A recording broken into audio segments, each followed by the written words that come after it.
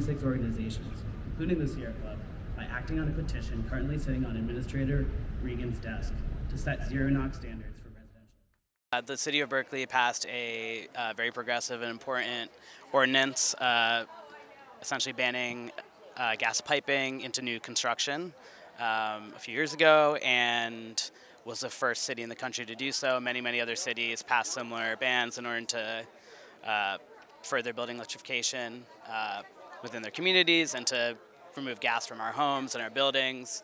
And it was challenged by the California Restaurant Association with a lot of support by the gas industry, and a district court upheld the Berkeley ordinance and citizens' rights to protect their own public health and air. And we're here because the California Restaurant Association appealed the case to the Ninth Circuit, and we received a conservative 2 Trump appointee, 1 Reagan appointee panel on the Ninth Circuit, and they read a federal statute, the Energy Policy and Conservation Act, very broadly to preempt or kind of invalidate Berkeley's gas ban. And so we're here because the ruling is not final. The City of Berkeley, we're hoping, will appeal to the broader Ninth Circuit and ask for an en banc hearing, and to assure jurisdictions across the country and across California that there are other methods through which building electrification can be pursued, and that this ordinance is still valid right now, and that the fight's not over in ensuring that building electrification measures can be passed by local municipalities without being preempted by federal law. And we think we have strong social, political, and legal standing to do so.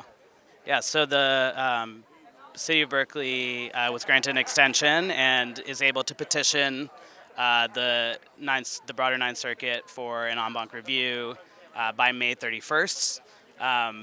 Once that petition is submitted, the Ninth Circuit has about a month to decide whether to grant that petition or not.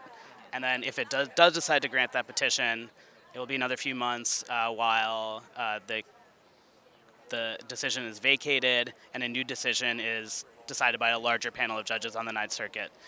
So it'll be at least a month until we know whether a petition is granted, and if a petition is granted, another few months until a new decision is given. And I think the most important thing to understand there is that Berkeley's ordinance still is valid. Other municipalities, the 76 cities across California who have passed either REACH codes or municipal code amendments similar to Berkeley's, their local laws are current and have not been invalidated. There has been no court mandate. There has been no injunction.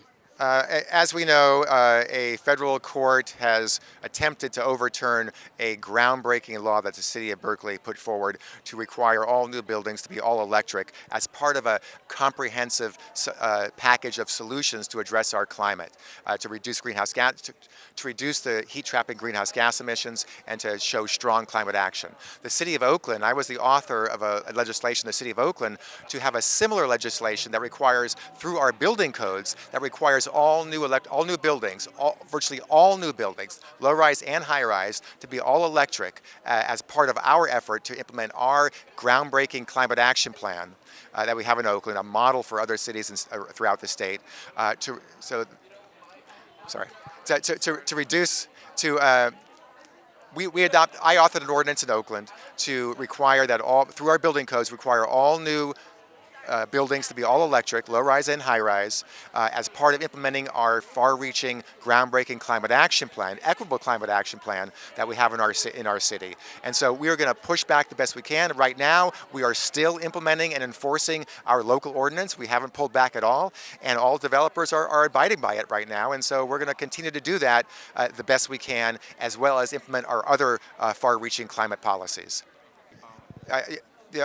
It's critically important that at all levels of government, federal, state, and local, that we take serious action to combat climate change. That means reduces heat trapping greenhouse gas emissions. We can't rely on the federal government to do enough of what, even though they're doing some things. The state's doing some things, but that's also not enough. Local officials, local city and county officials and regional agencies must take bold action to reduce greenhouse gas emissions, to reduce air pollution emissions, and make sure that our environment and our health make sure our environment is not contributing, but actually helping fix the climate problem, as well as reducing air pollution for people who live and work in our cities.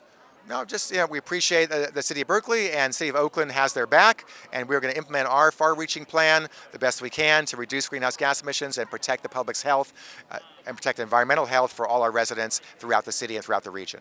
I'm here today to support Berkeley in its ban on natural gas in new construction and its efforts to get everyone converting to electricity. It's incredibly important for public health, for our own health inside of our buildings. Burning natural gas and to cook is really bad for the health of children and everyone, and is very bad for the climate.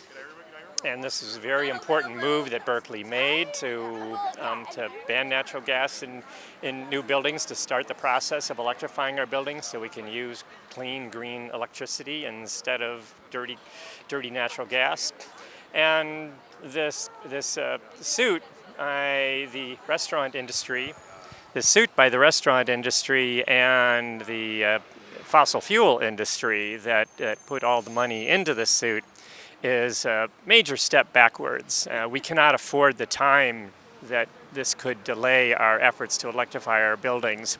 And I am confident that the fossil fuel industry will actually come to regret having filed this suit. I think this ruling is on very slim legal grounds, and I trust it will not stand on appeal and will have the opposite effect that they wanted. They were looking to intimidate other cities from following in Berkeley's footsteps, and I think that their failure on this will empower more communities to take aggressive steps to help their citizens move to electrify their buildings.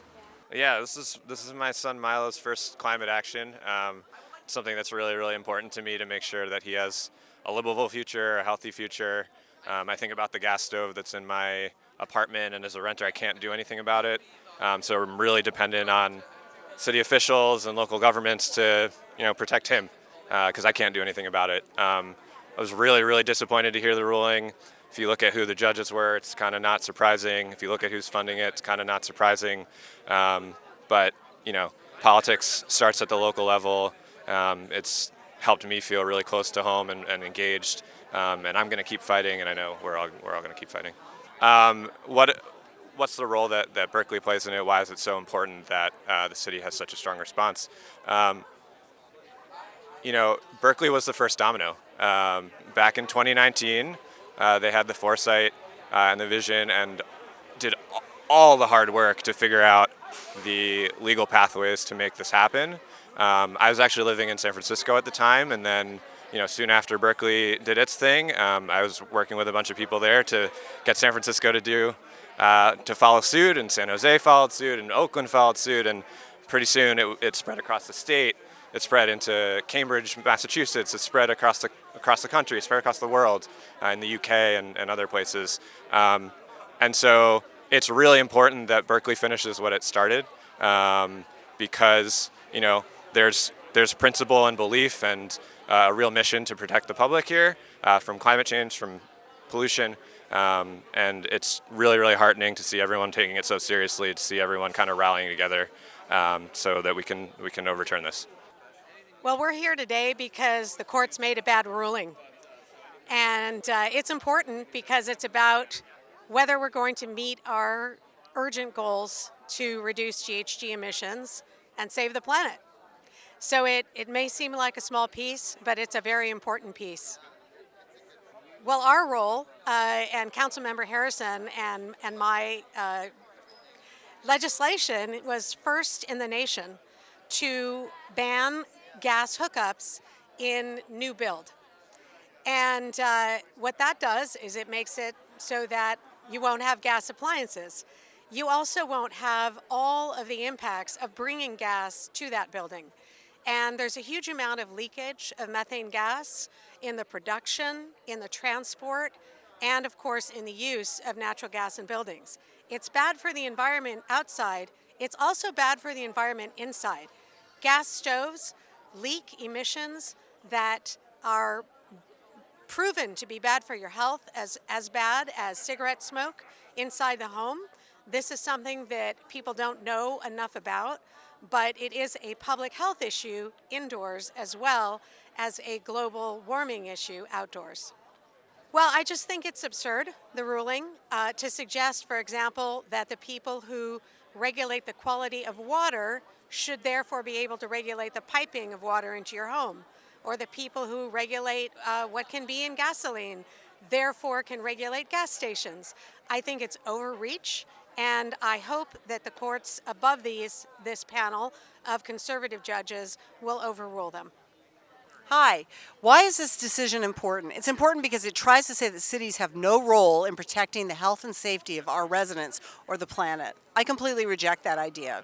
We need to move on and recognize that it's all levels of government that need to participate in solving the climate crisis. Thank you very much.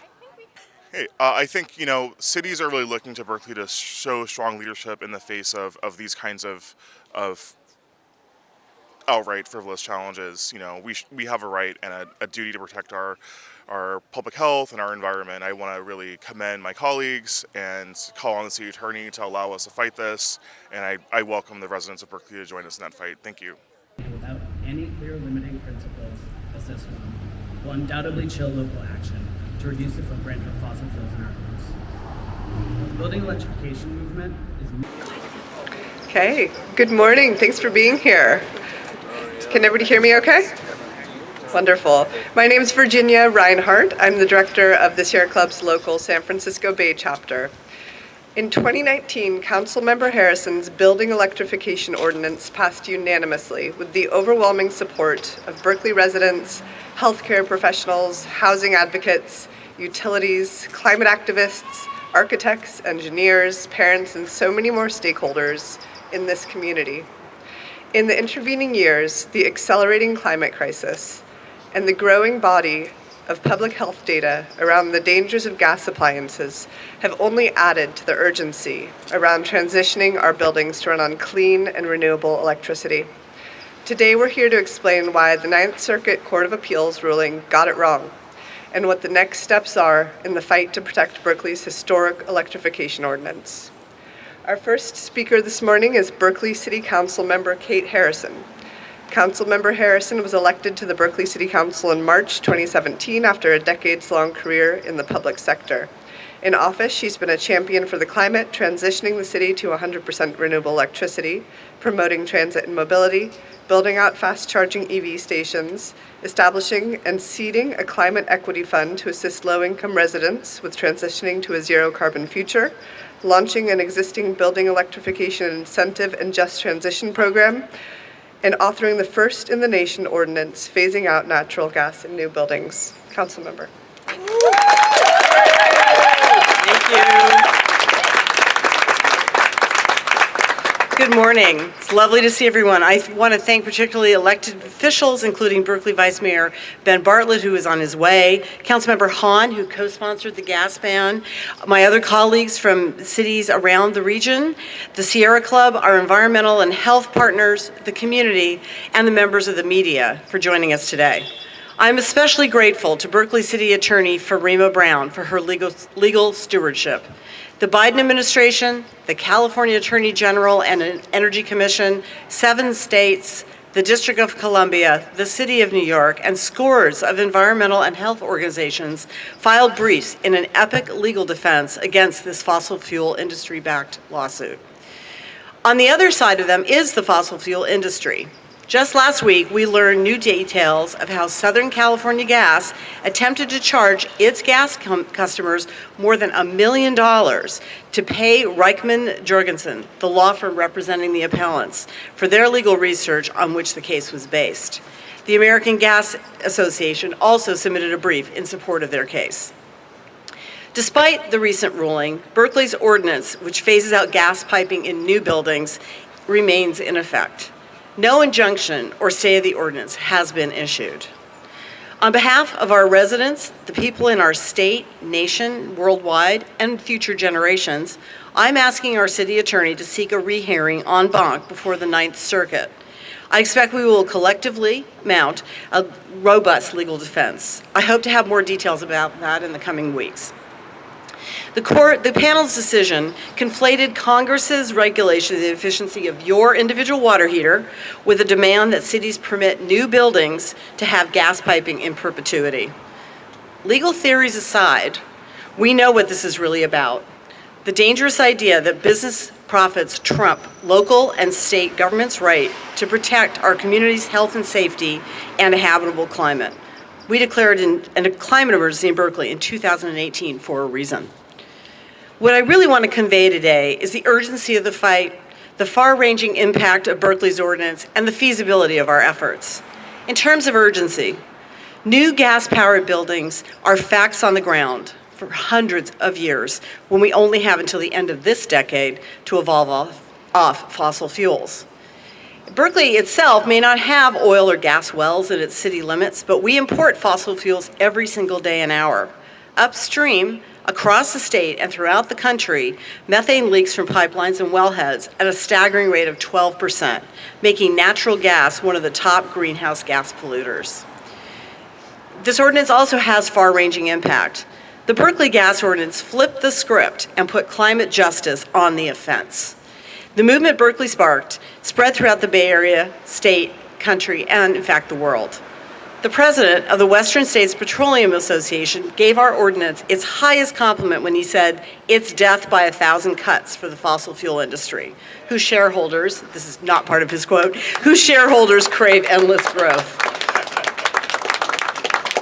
74 California jurisdictions, including Los Angeles, Oakland, San Francisco, and San Jose, are phasing out gas. Regional and state players like the Bay Area Air Quality Management District, who you'll hear from today, and the California Air Resources Board are stepping up to prohibit the sale of gas appliances in existing buildings as early as 2027. Jurisdictions across the state and the country took many approaches to phasing out gas, but regardless of the approach chosen, we stand in solidarity with each other. The ordinance also, and this is something not as well known, spurred state regulators to overhaul their antiquated regulations for new buildings, which since 1971 have favored fossil fuels and hampered the state's climate goals. The ordinance is also completely feasible. My office worked directly with the California Energy Commission to update building modeling software and regulation. Berkeley only required buildings to become all electric as the CEC, Energy Commission, found that to be efficient. Every building regulated by Title 24 now has a way to electrify and comply with state regulations. In effect, we married the need for climate action with practicality. The timing was also right. In 2019, we knew that clean electric energy was already the future. It just needed to be installed and plugged in. That is even more true today. And finally, electric technology has evolved so it's increasingly available. Many of the world's restaurants, from fast food to Michelin-starred, are choosing all electric. Just this January, Alice Waters of Chez Panisse, just down the street, announced it would become all electric. I plan to patronize restaurants that make these announcements, and I hope you'll join me in that. While this ordinance only applies to new construction, Berkeley and regional, state, and federal governments, through the Inflation Reduction Act, are committing dollars to equitably electrify existing buildings. That's where the bulk of our emissions are. I and my colleagues recently established a climate equity and just transition fund in Berkeley with nearly $2 million in subsidies to electrify existing housing for low-income residents using minimum labor standards that support workers. The panel's decision. The panel's decision, if left uncontested, is an assault on our communities, on working people, and on future generations. Just like the movement for same-sex marriage, which faced inordinate legal challenges only to be finally enshrined by the California Supreme Court and eventually the U.S. Supreme Court, this is a movement that cannot be stopped. Thank you very much.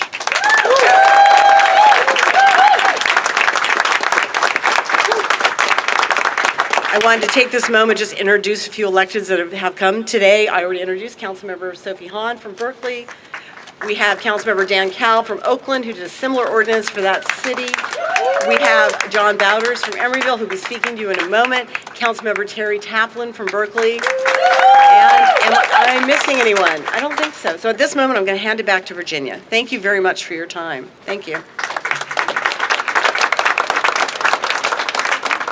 Thank you so much, Council Member. Now we will hear from Nihal Shrinath, an Oakland-based attorney with the Sierra Club's Building Electrification campaign.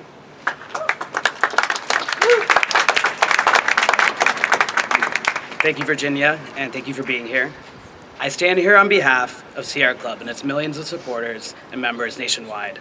But I also stand here on behalf of environmental and public health advocates who, in the face of climate inaction and in the face of persistent fossil fuel pollution, chose to protect their residents, city by city, ordinance by ordinance, from the toxic harms of fossil gas that's piped under our streets and into our homes. In attempting to curb pollution in new buildings, Berkeley was simply responding to local calls to act. The Ninth Circuit panel's ruling not only attempts to invalidate this important work, but also attempts to paint with broader strokes, putting forward a dangerously broad view of federal law preemption that threatens the police powers that we rely on as residents of cities and towns to keep our communities safe and our air breathable. The ruling treats Berkeley's gas piping ban in new construction as a preempted appliance regulation concerning energy use. This is a misguided interpretation that would set an impossibly bad precedent without guardrails. Guardrails are needed to guide local governments in passing climate-friendly policies such as Berkeley's. The ruling relies on a nearly 50-year-old federal statute, a law intended to maintain consistent energy efficiency standards across the country. Not only is the Ninth Circuit's ruling out of step with the narrow scope of EPCA, the federal law at hand, it is also out of step with the Department of Energy's own interpretation of EPCA. The same Department of Energy that relies on EPCA to set appliance efficiency standards. While climate change leads to harsher winters and longer wildfire seasons, a ruling as far-reaching and without any clear limiting principles as this one will undoubtedly chill local action to reduce the footprint of fossil fuels in our homes. But the building electrification movement is much larger than the Berkeley Ordinance. And this ruling by a conservative Ninth Circuit panel, if it stands, does not invalidate the many ways in which cities, states, and the federal government are moving towards electrification and away from fossil gas. To that end, the federal EPA can and should answer the call of 26 organizations, including the Sierra Club, by acting on a petition currently sitting on Administrator Regan's desk to set zero NOx standards for residential appliances.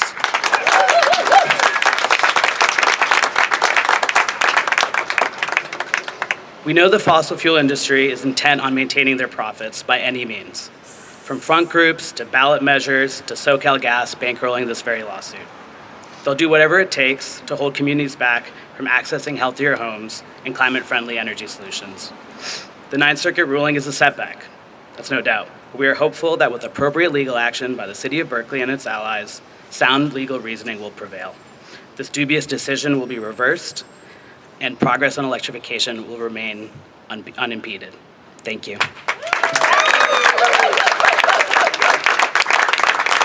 Yeah. Thank you so much, Nihal. Now we get to hear from Mayor John Bowders. He is the mayor of Emeryville, a board member at East Bay Community Energy, and chair of the Bay Area Air Quality Management District.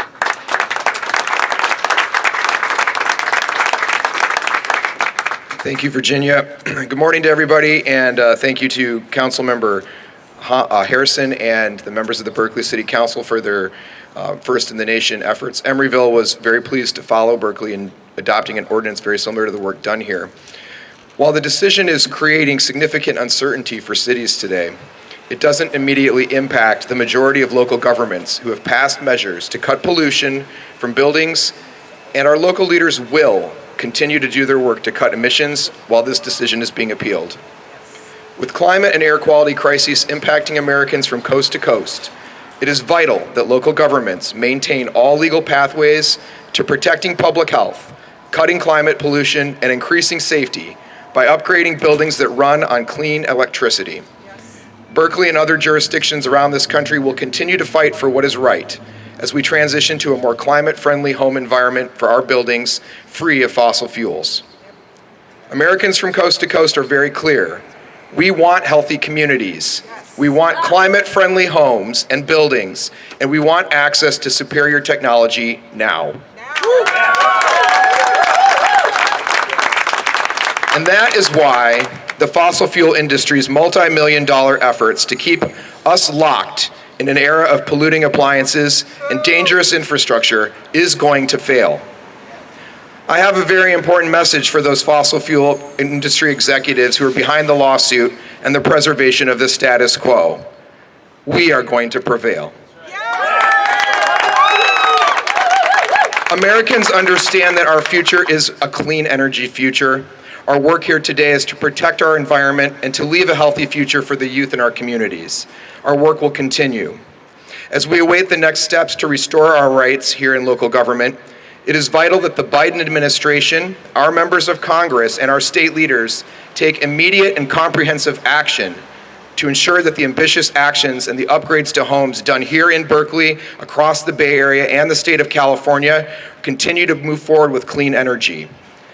Time will reveal the full impact of this decision, but in the meantime, we cannot afford to have pollution from our homes and buildings continue to increase environmental and climate danger. There are federal actions that the Biden administration can take to help us protect the public health from both outdoor and indoor air pollution and from the fossil fuel appliances that we currently have. The EPA could set net zero NOx emission standards for all appliances, as 26 organizations have petitioned them to do. Today, by being here, I call on the federal and state government to join us in that action. Thank you.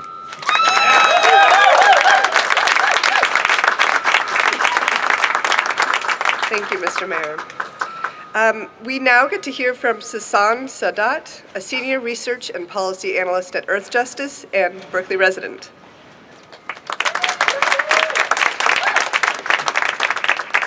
Thank you. Good morning. My name is Sophie Hanhn, and in both my capacity as a senior policy analyst with Earth Justice and as a Berkeley resident, I am proud of the leadership of Councilmember Kate Harrison in the City of Berkeley. Thanks to that movement that Berkeley started for healthy, clean energy homes, 1 in 5 Americans now lives in a region or city with a clean building policy. So it's no surprise that we've become a target for the fossil fuel industry and the gas companies in particular. SoCalGas, the nation's largest gas utility, has a long history of interfering with the transition to clean air appliances and attempting to use customer money to do it. They've been behind anti-electrification front groups in Southern California and were sanctioned last year by state regulators for using customer money to oppose the adoption of electric building codes. And though Berkeley is outside SoCalGas's service territory, we did suspect they had a hand in supporting the Restaurant Association lawsuit. Public filings showed that they began retaining Reichman Jurgensen, the law firm that represents the Restaurant Association, the year it initiated the lawsuit against Berkeley's Ordinance. And then they began to significantly increase contributions to the Restaurant Association through 2021. In investigating SoCalGas's application to raise gas rates 20% this year, Earth Justice attorneys found that SoCalGas had paid over $1 million of customer funds to Reichman Jurgensen. And when we asked whether this work was related to the Restaurant Association's challenge in Berkeley, they refused to answer. Ultimately, they were compelled by a judge to answer our question, and we now know they did use customer money to support legal research related to federal preemption of local laws limiting gas service. In other words, backdoor financial support for the issue at the heart of this lawsuit. Only after did they claim they unintentionally had billed those rates to cost to ratepayers. It is long past time for state regulators to hold SoCalGas accountable for undermining climate action in California. And in this instance, as you've heard, the damage could be far-reaching, impacting not just Californians, but residents across the country who overwhelmingly want their cities to act. Because if the Ninth Circuit's extreme decision stands, this broad interpretation of federal preemption could chill climate action for years to come. And we are out of time to deal with these bogus lawsuits and ballot measures that try to reverse action.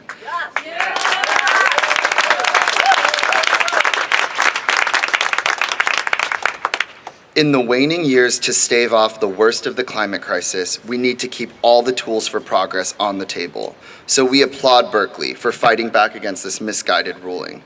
And the truth is that what Berkeley has started has already changed the world. The fossil fuel industry will try to throw up roadblocks, but they can't alter the new consensus. People want pollution-free buildings that protect their health and their planet, and the momentum for that will only continue to grow. Thank you.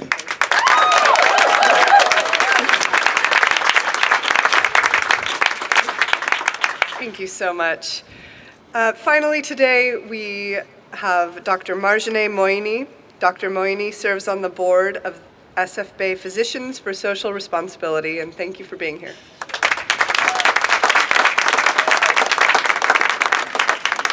Hi. Homes are where we think we are safe, where we sheltered during the pandemic, where we took refuge during the wildfires. The air we breathe in our homes and inside our buildings in California should be safe to breathe. But that's not the case in California if we use gas appliances. The air we breathe inside our homes and buildings should not make our children sick with asthma and should not be filled with toxic pollutants like benzene that cause cancer. The air we breathe indoors using gas appliances is not safe. Gas appliances release nitrous oxides, carbon monoxide, particulate matter, and toxic chemicals like benzene that cause cancer. Just last year, a study in California showed that gas stoves leak benzene even when they're turned off. The concentration of benzene was similar to what we get from secondhand smoking.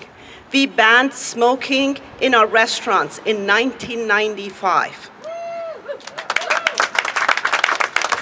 We did that to protect public health. The air we breathe inside our buildings in California are not safe when we use gas appliances. The data has been there since 1970s, but it has been buried. Sounds familiar? Climate change is the biggest health threat we have ever faced. Many climate policies, like the one Berkeley is trying to enact, is protecting public health. We must ban gas appliances from new buildings, and we must replace them in old buildings as soon as possible to protect public health. A panel of the Ninth Circuit is telling us we should not protect public health. We are here to tell the Ninth Circuit that our job is to protect the public health.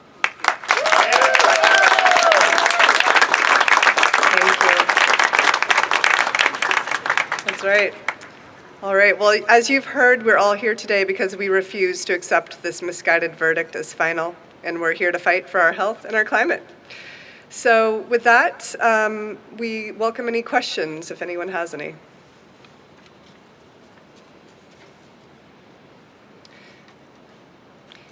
Councilmember, do you want to share a little bit more about your plans to fight the Ninth Circuit ruling? Yes. As I mentioned, this decision is not final because it was a panel of the Ninth Circuit.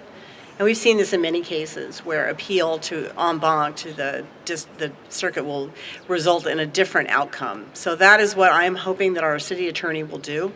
It's under her authority to decide whether she wants to bring that forward.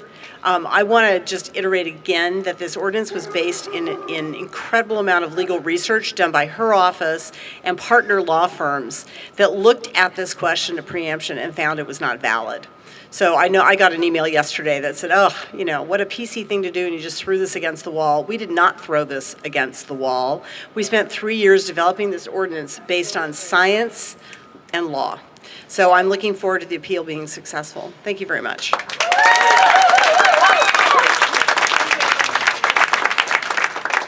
talk a little bit about what this might mean for other jurisdictions and states? Yeah. Perhaps Nihal and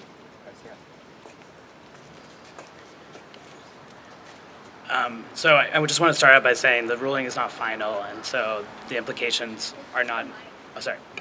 Just wanted to start out by saying that the ruling's not final and the implications are not, are not current until a decision is either a decision is made by the Ninth Circuit to deny the petition en banc or to grant it, in which case entirely new decision will be issued. In the meanwhile, we just want to emphasize that there are many methods and many cities that have pursued building electrification, reach codes and emissions regulations that could be safe, depending on how broad you interpret this ruling to be. We want to be clear that this ruling is, as drafted, extremely broad and attempts to invalidate a large broad of local regulations, but it also does not set clear guidelines for how this can be applied city to city, and so that's a case-by-case approach that cities will have to look at in order to figure out whether the regulations are okay. What we do know is that about 25 cities across the state have similar ordinances to Berkeley, and a few more cities nationwide, and those will be most impacted. There are other cities that have adopted reach codes, which are modifications to their building codes, which will have different interpretations in terms of how this ruling impacts their own regulations. So.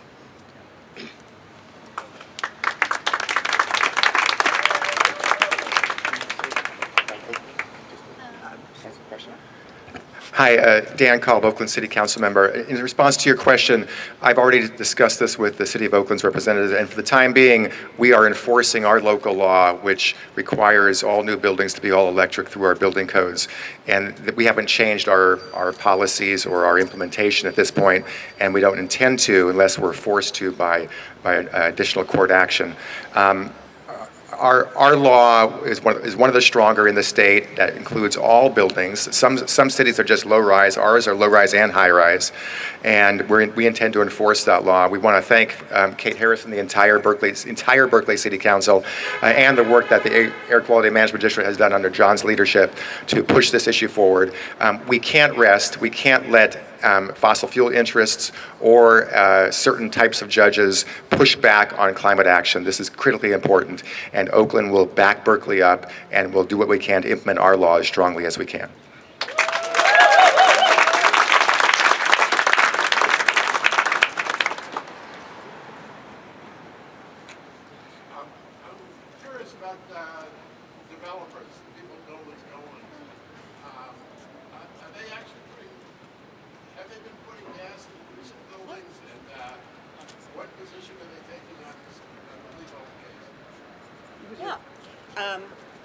I can't say anything about their position on the legal case, but all new buildings that were permitted at the date of our ordinance are all electric.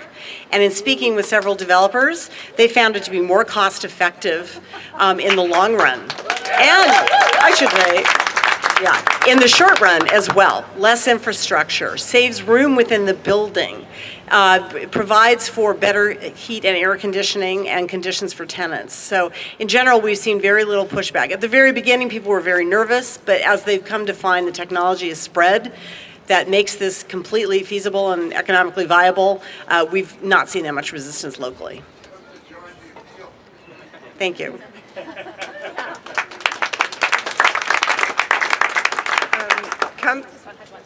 Susan, please. Yeah, just to build on Councilmember Harrison's point, even in cities that don't have electrification ordinances, we're seeing a lot of developers opt for all-electric building construction because it shrinks the timeline of getting new housing built. It can reduce their costs, as she said, less infrastructure. So, it's sort of already for economic reasons popping up in cities outside of those that have these ordinances.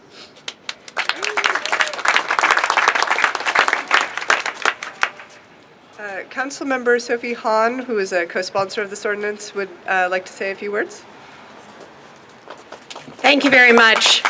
As the co-sponsor of this legislation and also a former chair of the Sierra Club Northern Alameda County Executive Board, I absolutely condemn this ruling.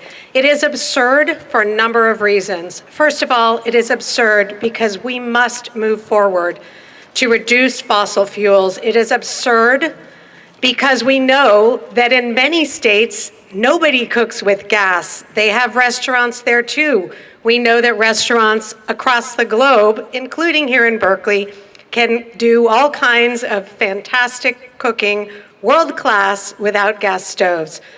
It is absurd to suggest that an agency or an ordinance that regulates the quality of water therefore says you cannot regulate pipes that bring water, or that an agency that regulates the quality of gasoline suddenly is able then to regulate the gas stations that pump that gasoline. It is overreach, it is absurd, and we will fight this in every way that we can. Thank you. Thank you, Council Member. Question? One concern that somebody raised was, how is our electrical infrastructure doing?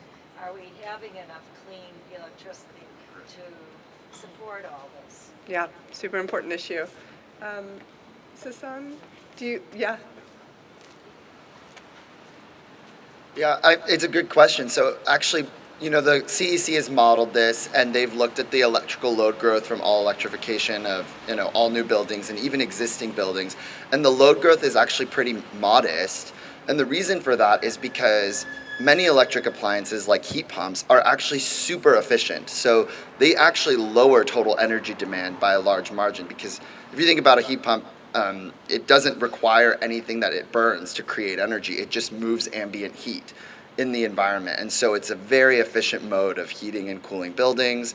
And so, once these appliances are also matched with our grid in a smart way, they can actually shift load to absorb surplus renewable energy at times where there's excess, and hold it and store it in thermal energy for times when we need it later in the evening when there's less renewable. So they can actually be a grid service.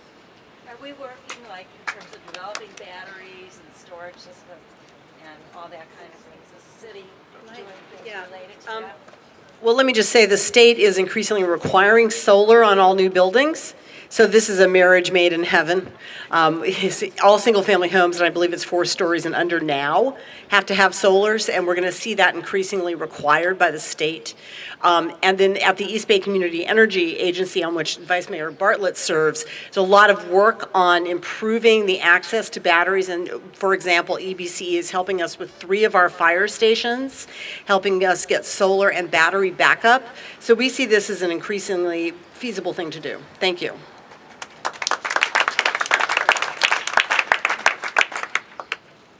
Thank you. We can take 1 or 2 more questions if anyone has anything. Or answers. Ideas.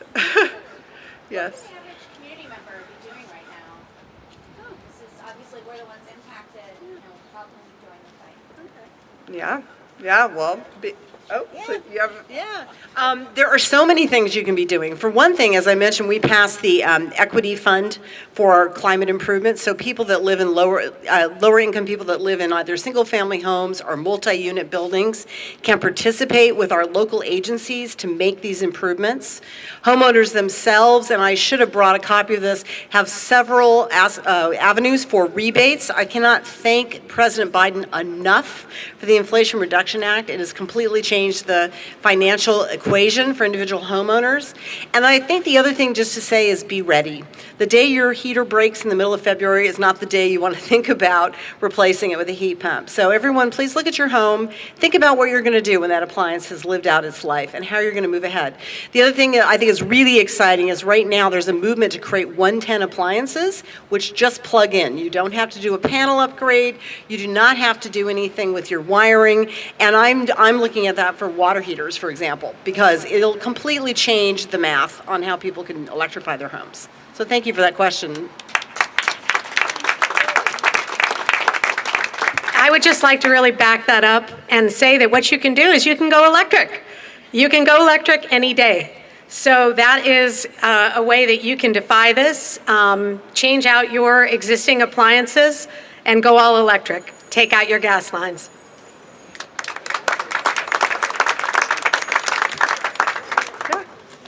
Yeah. Get involved with your local environmental advocacy group. If you live in a city that's not as progressive as Berkeley, write to your local officials, write to your state officials, federal officials. It matters. Marian's showing up for 350 Area.